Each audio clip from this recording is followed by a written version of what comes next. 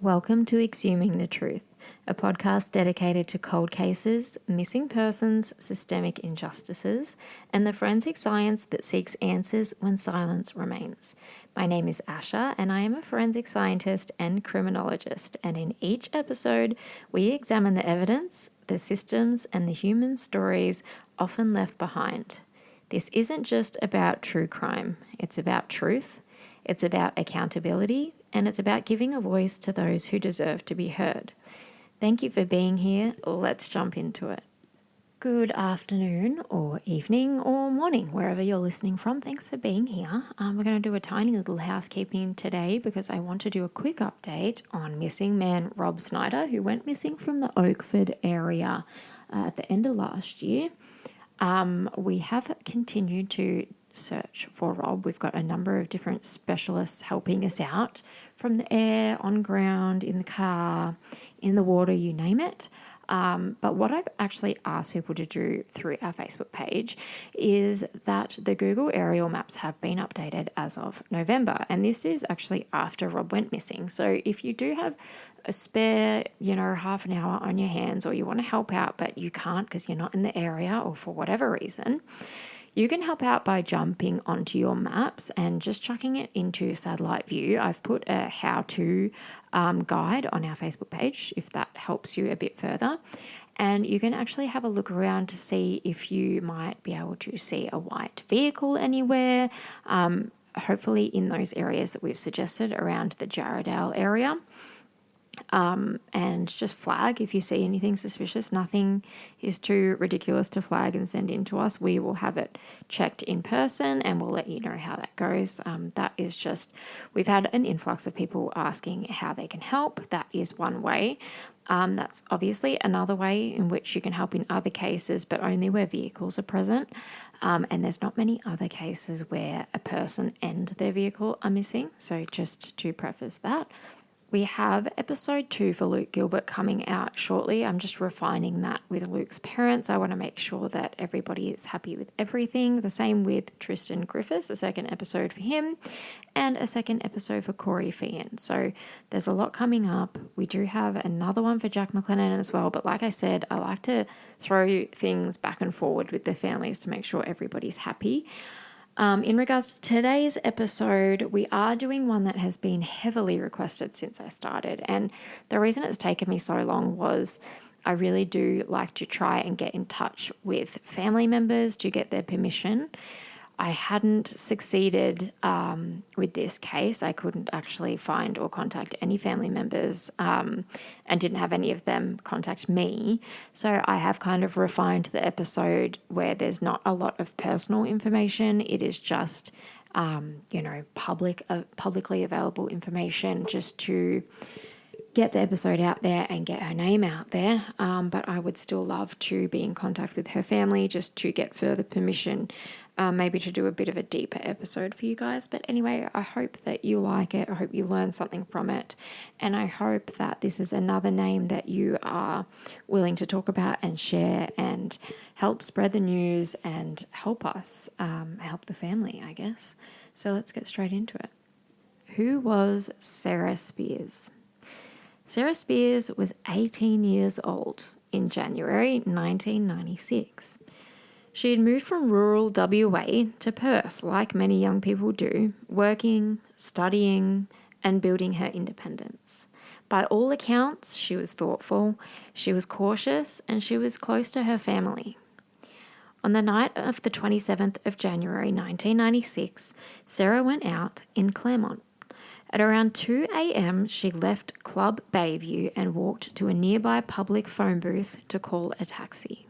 Several witnesses saw her waiting. They saw a taxi arrive. But Sarah wasn't there. In that short window of just minutes, moments even, is the last confirmed sighting of Sarah. She has never been found since. There were no signs of a struggle, no abandoned belongings, and no confirmed witnesses after that very moment. And at first, Sarah's disappearance was treated as a missing persons case and not a homicide. And that distinction matters because without a body and without forensic confirmation, investigators are forced to work almost entirely in the realm of inference. What happened next would slowly change everything. 14 months later, Jane Rimmer disappeared from the same area. Then Kira Glennon. Similar age range, same nightlife precinct, late at night, vanished after socializing. Jane and Kira were later found murdered. Sarah was not. And that single difference, the absence of her remains, would shape the entire legal outcome of her case. From this point forward, Sarah became the beginning of a recognised pattern, but not a case with the same evidentiary footing. When Bradley Robert Edwards was arrested decades later, he was charged in relation to all three women. But at trial, the judge found Edwards guilty of murdering Jane Rimmer and Kira Glennon, but not Sarah Spiers. And this is where public perception and legal reality often collide. The court didn't say Sarah wasn't a victim. It did not say her case wasn't connected. It said the evidence did not reach the threshold of beyond reasonable doubt. And that distinction is critical because our justice system is designed to protect against certainty built on assumption, even when patterns feel obvious. Sarah's case now lingers in a really difficult space. We have no body, we have no forensic linkage, we have no confirmed cause of death, and we have the reliance on circumstantial pattern evidence alone. And pattern evidence can suggest probability, but probability is not proof in a court of law. And this is the hardest truth in criminal justice. Some cases feel solved emotionally, but remain unprovable legally.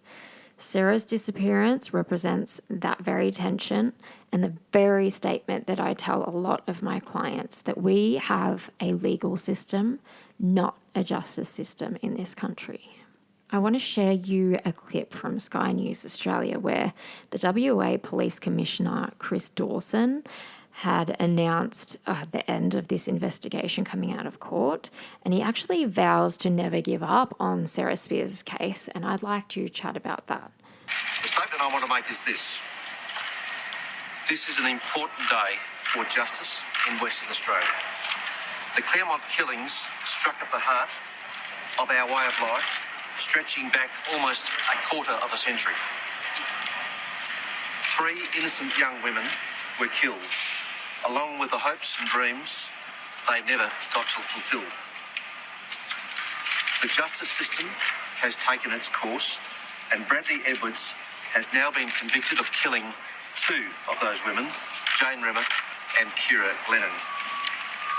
The investigation into the murder of Sarah Spiers remains open.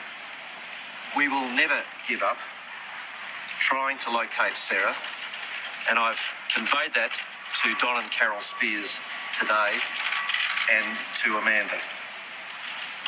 Sarah and her family deserve justice.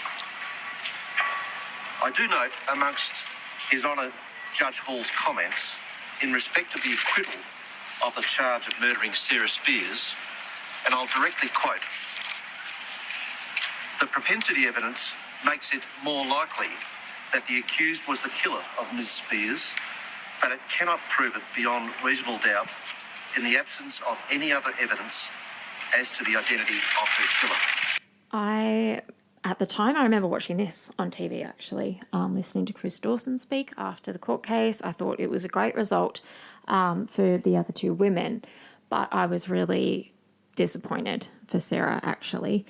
And I have to say that Sarah was not lost to time or mystery. She was lost to an indifference here. And after the court case concluded, the urgency to find her body quietly faded. That you just heard Chris Dawson say, we will not stop looking for her body. But the justice system had kind of, in a way, been completed simply because a verdict was delivered. And this is what happens. We have all of that sensationalism because we've got a partial justice here. We, of course, have the 2 ladies that got justice, and then we have Sarah who did not. And we have this sensationalism in the news and the media for a little bit, and then it dies off, and then people get forgotten about. And conviction, by the way, is not closure, and it's also not compassion. Now, for decades, there has been a glaring absence of sustained, transparent effort to recover Sarah, to bring her home, to give her the dignity every victim deserves, and her family was actually left with a number of unanswered questions. Her resting place is left unknown, and the public allowed to believe that the system has done enough just because of this sensationalism, and it absolutely has not. Sarah's case absolutely stands alone as a haunting example of how this institutional momentum can stop once a courtroom door closes. And then, of course, how a young woman's humanity can be overshadowed by this procedural finality, I guess. But justice should not end at the sentencing. Until Sarah's actually found, justice remains unfinished here. I want to be super clear on that because I thought Chris Dawson spoke really well, but at the same time, his words have not matched his actions or the actions of WA Pol in this time. Of course, I do not work for WA Pol, so I don't know what's going on behind the scenes or what they have done, but looking into it myself independently as the forensic scientist that I am, I have a little bit of access here, there, and everywhere in that line of work and in criminology, and obviously freedom of information access and things like that. But from what I've seen, absolutely not enough is being done here. I would love to speak with the family and offer my help. I know I am just one person, in millions of people. What change am I going to make? But I feel like the more we have, the better. I will absolutely give my everything to this, should I get the permission. And I think even without the permission, this is something we should all be very cautious of and something we should all be knowledgeable of and keeping an eye out for. I think this is really sad. I'm very sad to have to cover this case. I can completely understand why it's had so many requests because it's absolutely been sitting in the shadows, essentially.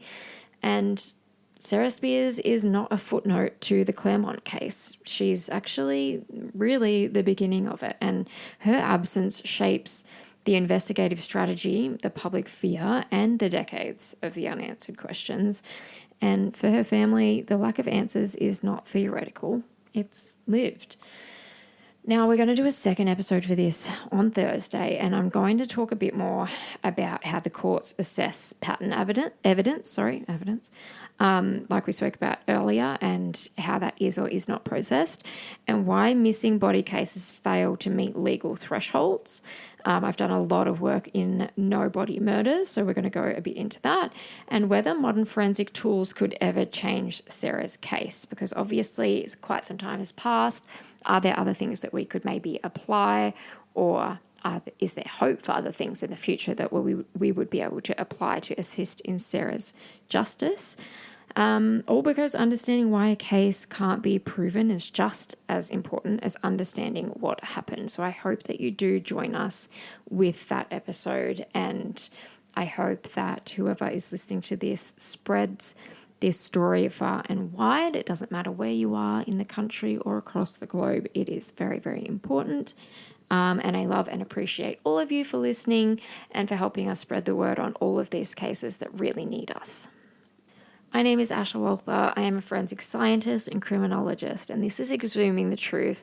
Thank you so much for being here. I hope you have enjoyed it. If so, you can join us across all social platforms and on our new group, Sleuth Society, on Facebook. Have a beautiful day.